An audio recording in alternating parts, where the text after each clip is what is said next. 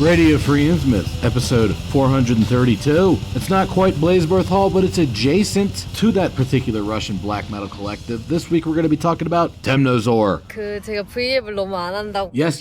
Technically, I have already covered Temnozor. But that was a long time ago, exactly 400 episodes ago, as a matter of fact. And I'd like to think that I've grown as a creator, as a communicator, as a metal scholar, if you will. And Temnozor is one of those classic bands that's primed for a revisit with my newly acquired skills. See, I drive the new hotness. Old and busted, new hotness.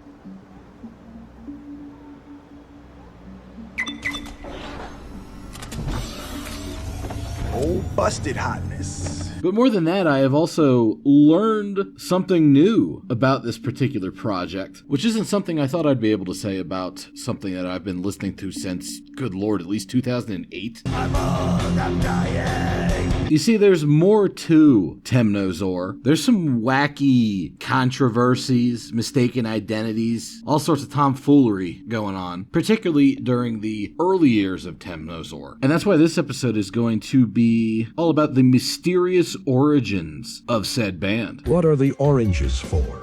Who destroyed the Walmart bathrooms?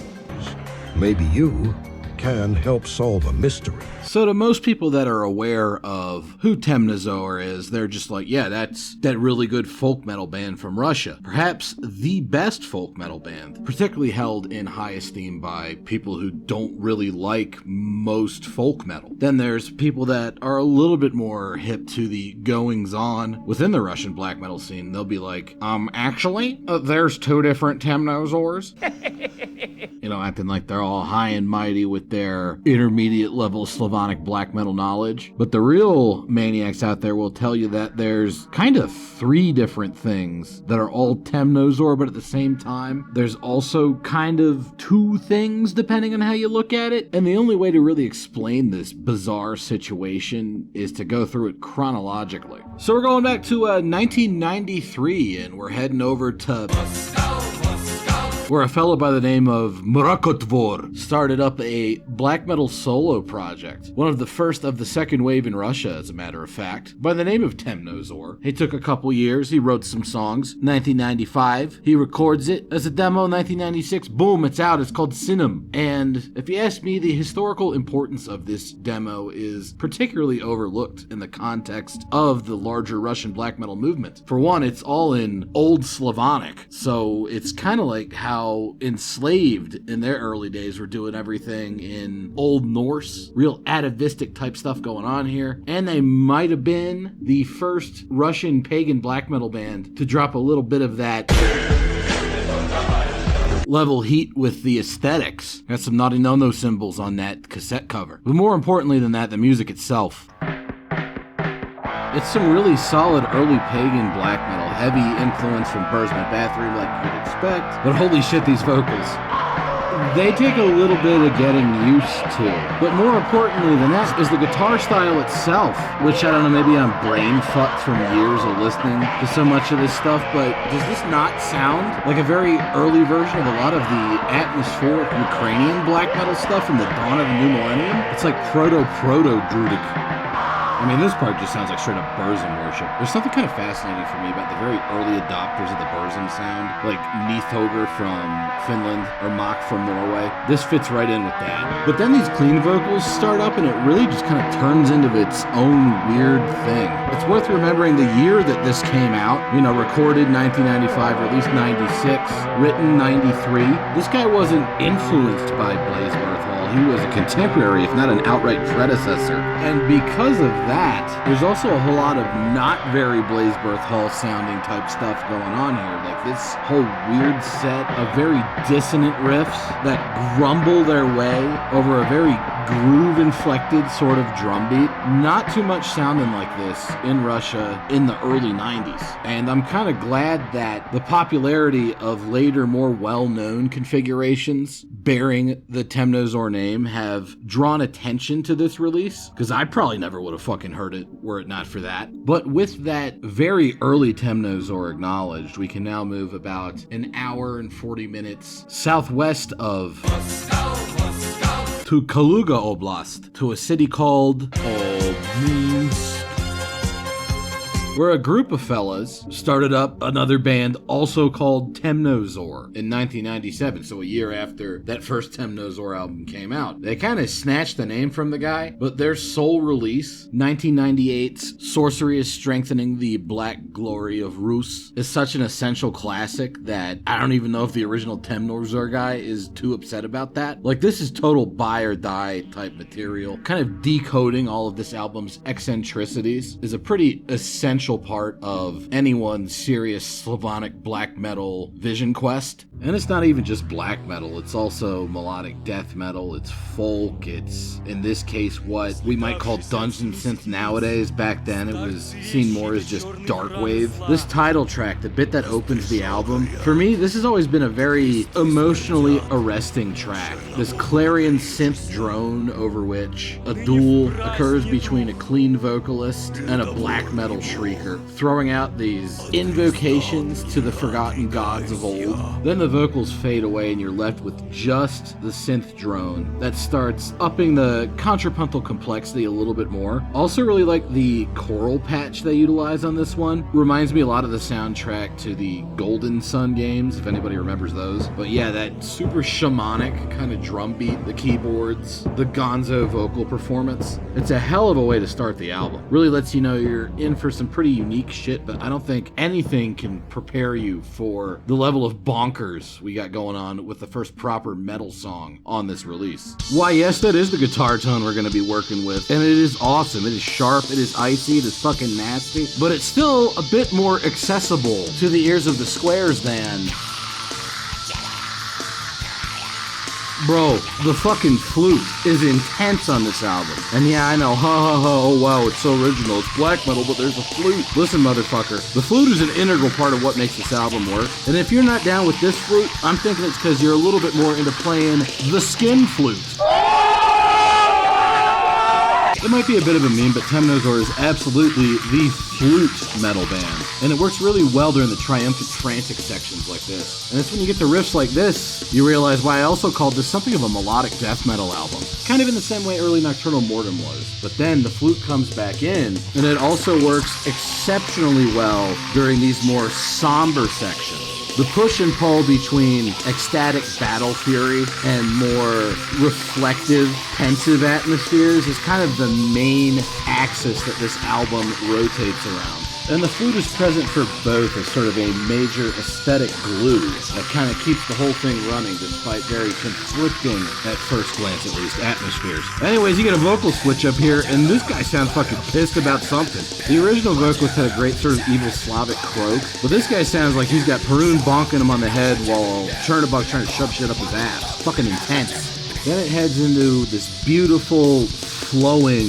melodic black metal sort of riff. Again, very pensive, very reflective, but it reinvents itself from a flowing black metal riff to a very percussive, again, melodic death metal sort of thing, with the flute coming back in to provide the more flowing element of the music now that it's gotten choppier. That's why I think the flute's necessary. When your guitar is already that intense, the flute melody kind of helps cut through things. Now, Temnozor is an old, archaic Russian word. It means something like dark twilight before dawn. Definitely fits the way this track ends. It's over! Nothing is over!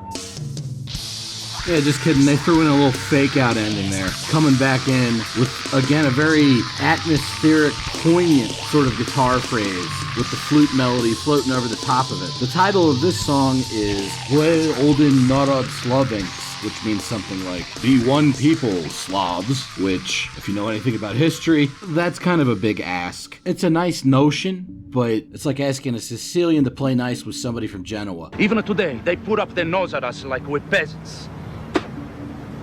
I hate the North.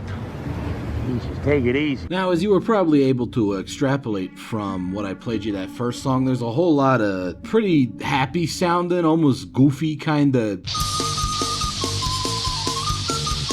type shit on this album, but there's just as much, if even not slightly more, somber, meditative, real dark, deep kind of shit going on here. This contrast is particularly noticeable on what you might call the hit single of the album, the most well-known song, De Dub Snop. This one's got a very strong introductory melody that becomes the basis for the song's entire melodic framework. Just a really powerful sort of motif, originally existing as a solo guitar line, and then rolls into a vocal-led section. And might I just say, the clean vocals are unusually well done, especially for this type of music, and this would be a major distinguishing feature of Temnozor going forward. But even as the melody starts to morph and change, you can tell it's all still kind of springing forth from that initial guitar figure. It just has different sort of texture variations, like the more percussive stuff here. Then the harsh vocals introduce another section which brings back that sort of guitar harmonization that started at the track, but with a newfound percussive weight, before heading into sort of a keyboard diversion that actually reminds me quite a bit of something you might hear not from a Slavic band, but rather a Baltic one, Pokelis from Lithuania. And then we get these very strident, again, percussive, almost more melodic death metal than melodic black metal sort of palm-muted riffs, which proceed towards a resonant kind of unfolding with these floating melodic strains. Again, another sort of non-Slavic sonic correlation here might be Manila Road to a certain degree, which is rather interesting. Don't know if they were actually influenced on this band, but I do know for a fact that Rob Darkin from Graveland was a big Manila Road fan, and I feel like Temnozor probably drew from a similar pool of influences. Now, I know the production is a bit harsh and shrill on the ears of some people out there, but I feel like the thinner sound actually really helps out sections like this, with the clearly audible bass kind of playing off against the more droning guitar lines. There's a whole lot of great instrumental interplay going on in this release. Subtle stuff, similar to Eamon Goth from Czechia at times. Then the keyboards come back in and it's just, the darkest part of the night before the sunrise. That's the name of the band, and that's the sound they're channeling when it comes to sections like this. Now, another common complaint that modern day black metal fans have with this album, apart from the very aggressive flute and the very shrill production, is a lot of this shit ain't even really black metal or even metal at times. My response to this complaint would be, I don't care. It doesn't make any sense.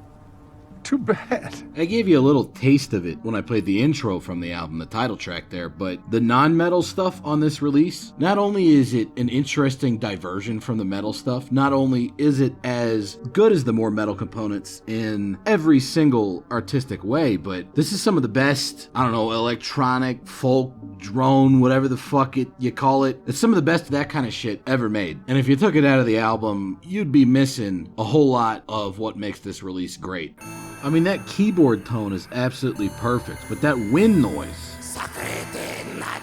this has got to be like the best wind sound effect I heard on any black metal album ever, dude. It's sick. And are you hearing that fucking drone? Now, if you've been paying attention to this channel for at least the past few years, you know I'm down with the Dead Can Dance. This shit hits the same emotional high notes of a lot of 80s Dead Can Dance for me. Particularly the Within the Realm of a Dying Sun album. I gotta think that was a major influence on the shit we're hearing right here. The combination of those glittering synths with these horns. But then they black metal it up. They make it dark and mean. Like real martial type shit. The most aggressive and warlike elements of early Mortis, but with black metal vocals over the top of it. Just this really percussive, tense, hostile sort of atmosphere. But then it all kind of gels together with the calmer type stuff to just hit this sublime atmospheric point in time with this repeated keyboard figure and the echoing horns in the background. If I catch any of you bozos out there making some kind of edit of this album like Temnozor, but only the metal parts, I'm gonna call you a big dummy, alright? I hate to use harsh language like that, but you're missing the fucking point of this album. And of course, these guys are down with pulling a Velez and combining those two different genres, the black metal and the whatever the fuck that other stuff is, into one song and doing it damn well.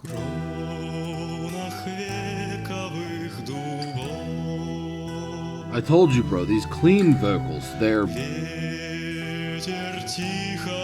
way too fucking well done when compared to like almost every other pagan metal band out there. Dude is singing with some fucking soul, and then they're gonna come in with the drums like, oh man, there's that instrumental interplay I was talking about earlier. Shit just hits so fucking right. But this song ain't all just folk and pretty vocals and cool drum parts. No way, man. We're bringing in crunchy, melodic death metal, almost kind of ascending power metal style riffage that transmogrifies itself into an excellent form of flowing melodic black metal before heading back to that palm-muted crunch for some real fucking heaviness.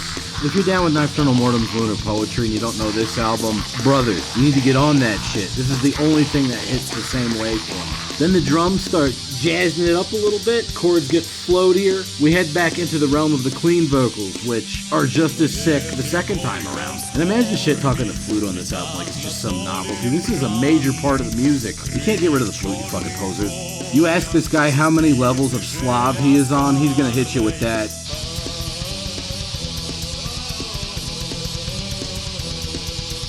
Alright, you don't get more mammoth steppe Siberian tundra than that shit. Then the vocals get like, you know, if you were Anton Bruckner, you'd call it Feierlich Mysterioso. And they start hitting you with some percussive shit combined with dancing around inside the bar chord, all Norwegian black metal style. Really nice drum accents. Really digging this whole driving bass guitar underneath the floaty black metal riff type shit going on here. Then this section, if I was way more of a fucking zoomer, I'd say it gives Nocturnal Mortem, because it does. And the follow-up here gives that Velez in the best way possible. In fact, that might be the person that I'd recommend this album to the most. That's who's gonna really get the most out of just the weird shit going on with this release. If you found a lot of profundity in particularly the first two Velez albums, you're probably gonna love this Temnozor release. If you're the kind of person that didn't really get what the fuck Velez was going on about at all, honestly, I'd recommend this release just the same because it can kind of bridge the gap of understanding over to really getting what's going on with Velez. Because for all of its idiosyncrasies, I find this to still be a very accessible release in its own way. And it's an all-time Stone Cold classic, buy or die, etc., etc. And from there, we're going to move on to the third Temnozor, kind of. For me to explain why it's kind of, we're going to need to take the same road trip, but in reverse, back to meet with a new character in the story, a fellow by the name of Gorath, the owner of Stellar Winter Records. A guy who's pretty similar to Eduardo Ramirez from Volon in a way, because there's a lot of people out there that have a lot of not very nice things to say about this dude, and a decent amount of it actually does seem kind of credible. But when I interacted with him personally, he was decent enough to me, so I don't know. He's also kind of got an overlap with guys like Blasphemous from Velez, or Klist from Lucifugum, and that they're not necessarily a major instrumental player within the bands they're involved with. They're more of like a conceptual guy in the background, if that makes sense. It's weird. Anyways, this fella, after the second iteration of Temnozor, pulled a Bye-bye. Wave bye-bye, Grandpa. around the dawn of the new millennium, this Gorath character, he comes out and says, hey, yeah, you thought I was just the label that put that release out? Guess what? All that Temnozor shit, yeah, that was actually all my idea. And you can see why a lot of people have a problem with this guy, but whatever the case is, whether or not he's telling the truth, I don't know. But he puts together a third project called Temnozor, claiming to be the continuation of the Obninsk project, just now it's back up in Moscow, with a whole new lineup-ish. The guy that did the flutes and the clean vocals on Sorcery is strengthening the Black Glory of Rus. Ratibor is like the one original returning member, but then playing more most of the instruments, you got a fella by the name of Strings Called, who you might remember from the final version of Forest. He was also the primary instrumentalist on Nitberg's Nagelreed album, and he's the guy that did all the instruments and all the vocals, basically fucking everything in Volknut on that Grave Forest and Their Shadows album. You know it, the one that goes like...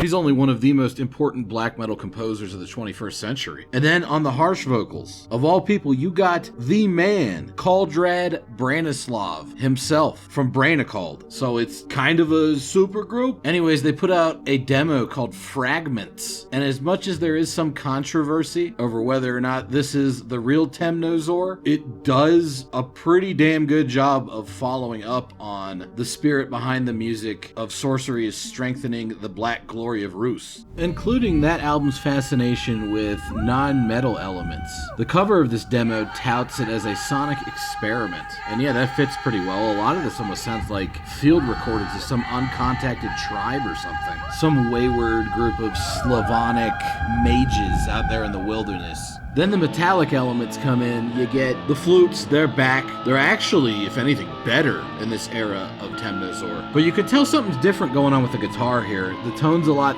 thicker, it's got more of a bottom end to it, and there's less weird bits of melodic death metal, and way more of a noticeable Bathory and Graveland influence. Then the clean vocals come in, and fuck yeah, it's the homie, he's back. He does a damn good job as always. This Ratibor fella just always generates this great sense of pathos with his vocals that are, again, way better than almost any other folk metal band. Then the harsh vocals come in, and holy shit, it's Kaldrad. I know I told you it was Kaldrad earlier on, but it's fucking Kaldrad, dude. I'll try not to fangirl too hard, but it's fucking Kaldrad. And he sounds fucking pissed, dude.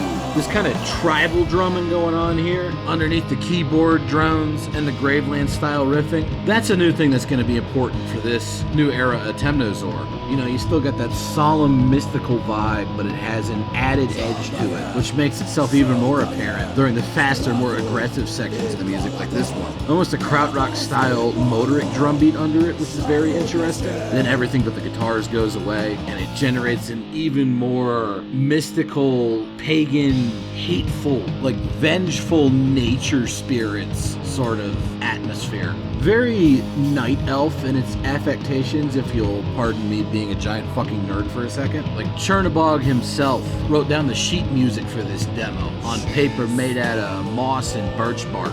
And it's a very strong start for kind of the third era of Temnozor. Maybe even the third band to call themselves Temnozor, depending on who you believe as far as the origin story goes. But all three of these Temnozors kick ass, and that's why I wanted to at least attempt to do justice to the origins of all three of these projects. I know I spent most of the time talking about Sorcery is Strengthening the Black Glory of Rus, but you gotta forgive me. I mean, that's like one of my all-time favorite albums. You put me up on the fucking Viking longboat when I'm dead, light me on fire, that fucker better be on the boat, or at least give the damn CD to somebody that'll appreciate it, fuck's sakes. Definitely plan on going into the third and most notable in terms of artistic impact era of Temnozor a bit more in the future. But for now, I figured I'd just give you an idea of where all this shit started, because it's pretty fucking interesting, and it's still kind of got this weird air of mystery to it. Black metal legendarium without the Hollywood glitz and glamour of the Varg Euronymous stabby